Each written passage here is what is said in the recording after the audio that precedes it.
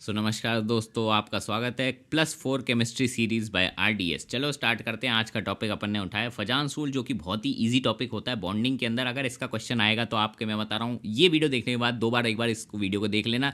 +4 confirmed है, चाहे mains हो चाहे एडवांस, पूरा पढ़ाने वाला हूँ। तो चलो स्टार्ट करते हैं विदाउट एनी बकवास। सबसे पहले जान लेते हैं आयनिक बॉन्ड। आयनिक बॉन्ड एक ऐसा बॉन्ड होता है जो कैटायन और एनायंस के बीच में होता है। कैटायंस क्या होते हैं? Positively charge. एनायंस होते हैं नेगेटिवली चार्ज। तो कैटायन क्या करता है? अपना इलेक्ट्रॉन दे देता है, तभी तो इस पर पॉजिटिव चार्ज आया। और एनायन पे आ जाता है इलेक्ट्रॉन, तो इस पर नेगेटिव चार्ज आता है। तो जब ये बॉन्ड बनती है अट्रैक्शन से, सबसे one of the strongest bond जो बनती है आयनिक बॉन्ड ही होती है। ठीक है, उसको बोलते हैं आयनिक बॉन्ड। ठीक है, अब आगे चलते हैं। एक तरह की और बॉन्ड होती है, इसे बोलते हैं कोवेलेंट बॉन्ड। ये जनरली नॉन मेटल से बनती है। इसमें क्या होता है? एक एटम दूसरे एटम के पास जाता है, कहता है सुन भाई, तेरे पास भी ऑक्टेट कंप्लीट नहीं है, मेरे पास भी ऑक्टेट कंप्लीट नहीं है। एक काम कर, तू एक इलेक्ट्रॉन दे, एक इलेक्ट्रॉन मैं देता हूँ, और अपन दोनों अपना ऑक्टेट कंप्लीट कर लेते। तो ऑक्सीजन भाई साहब जाता है कि चलो एक तू दे एक मेरे को दे, और ऑक्टेट कंप्लीट कर लेता है। तो शेयरिंग होती है, ऑर्बिटल्स ओवरलैप करते हैं इस तरीके से, और आपकी एक बॉन्ड बन जाती है। अब मजेदार बात, अभी मैंने आपको बताया था आयनिक बॉन्ड में तो डायरेक्ट ट्रांसफर हो जाता है, लेकिन इसमें शेयरिंग होती है। लेकिन देखा गया है कुछ कंपाउंड्स में जो कि आयनिक होते हैं, उनमें कुछ कुछ कोवेलेंट करेक्टर आ जाता है।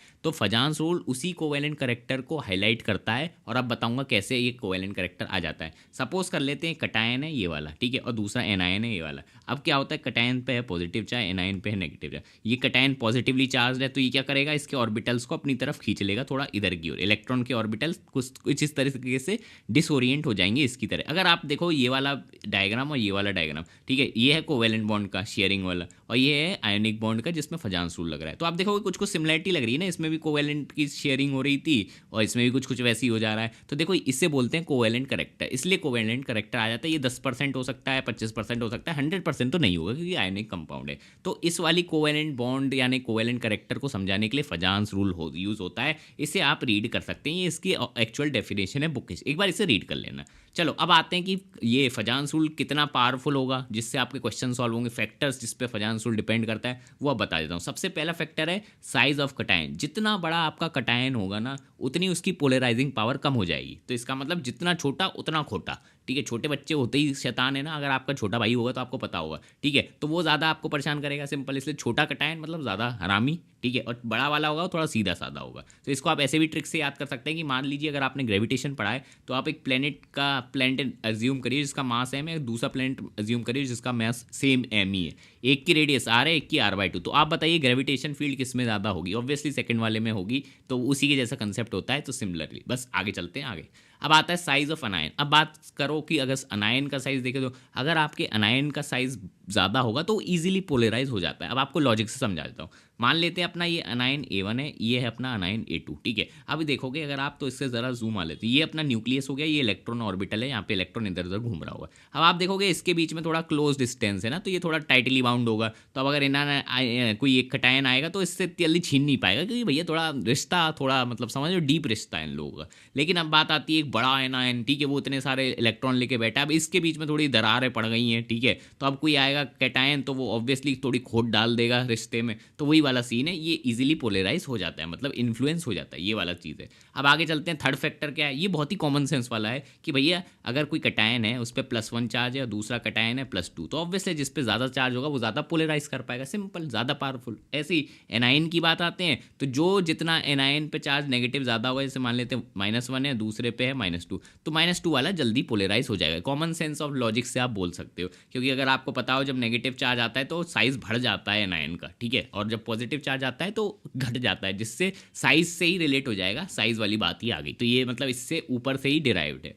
आगे चलते हैं, ये इंपॉर्टेंट है, इस पे आएगा एक्सेप्शन वाला केस। ये आ सकता है आपके मेंस में या एडवांस में, जो कि है सूडो इनर्ट गैस कन्फिगरेशन वाला कटायन। अगर कोई ऐसा सूडो, ये मतलब इनर्ट गैस कन्फिगरेशन वाला कटायन है ना, तो वो भैया ज़्यादा, उसमें क्या होता है, पुअर डी इलेक्ट्रॉन की शील्डिंग हो जाती है, जिसकी वजह से क्या होगा, उसका कोवेलेंट करेक्टर ज़्यादा होगा। अब बच्चे बोलो भैया ये सूडो इनर्ट गैस कन्फिगरेशन क्या होता है? ऐसा कन्फिगरेशन जिसमें 18 इलेक्ट्रॉन हो, 8 वाला होता है इनर्ट गैस वाला, सूडो वाला होता है 18। तो ऐसे टाइप का, जैसे 3s2 p6 d10, ये कॉपर का एग्जांपल दे रखा है, ऐसे ये हो गया सोडियम का, तो इसमें पूरी इसकी इलेक्ट्रॉनिक कन्फिगरेशन फुल है। तो भाई ये वाले जो सूडो वाले होते हैं ना, इनमें हो जाती है पुअर शील्डिंग डी इलेक्ट्रॉन की, जिसकी वजह से क्या होता है कि शील्डिंग कम हो गई, तो मतलब पॉजिटिव चार्ज अच्छे से पोलराइज कर पाएगा किसको, ऑब्वियसली अनायन को, तो कोवेलेंट करेक्टर बढ़ जाएगा। बस इतना याद रख लेना कि अगर सूडो इनर्ट गैस कन्फिग्रेशन आया तो भैया कोवेलेंट करेक्टर बढ़ जाएगा। इस पर ही एक्सेप्शन क्वेश्चन आएगा, लिख के ले लो, ठीक है, आपका पेपर में इसी से आएगा।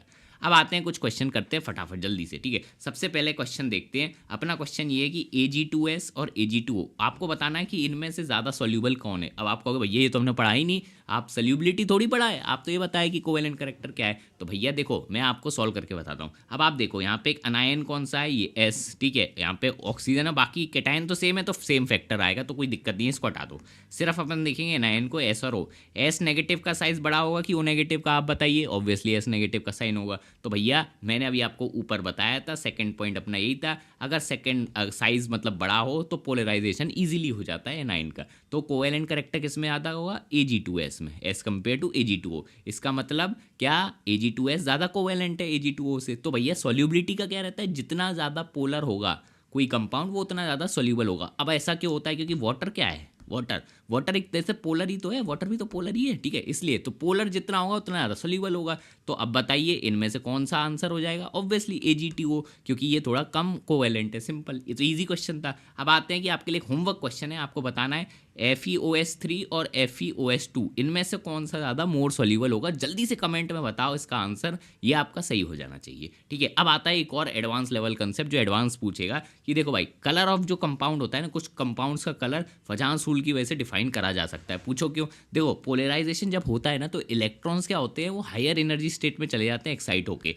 जिसकी वजह से कलर एमिट करने लगते हैं। तो अगर किसी कंपाउंड में कलर आ रहा है तो समझ जाओ उसका कोवेलेंट करेक्टर ज़्यादा है। ये फैक्ट आपको किसी तरह याद करना है, क्योंकि एडवांस अगर क्वेश्चन बनाएगा इसी टॉपिक पे बनाएगा, लिख के ले लो, ठीक है। इस पर भी क्वेश्चन भी करेंगे आगे चल के। अब आता है बहुत ही इजी क्वेश्चन जो मैं आपसे पूछना चाहता हूँ। देखो ये है BeCl2, MgCl2, SrCl2, BaCl2। आपको बताना है कि भैया मेल्टिंग पॉइंट का ऑर्डर क्या है। अब आप बच्चों फिर बोलोगे कि भाई साहब हमें मेल्टिंग पॉइंट का ऑर्डर तो नहीं पता, लेकिन मैं आपको हिंट देता हूँ। मेल्टिंग पॉइंट आपका बढ़ेगा अगर आयोनिक करेक्टर बढ़ेगा, ठीक है।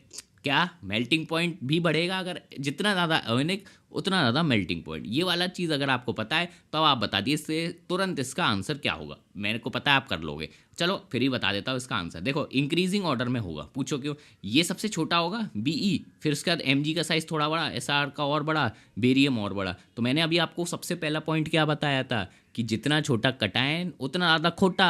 इसका मतलब कोवेलेंट करेक्टर सबसे ज़्यादा इसमें होगा, फिर इसमें, फिर इसमें, इसमें।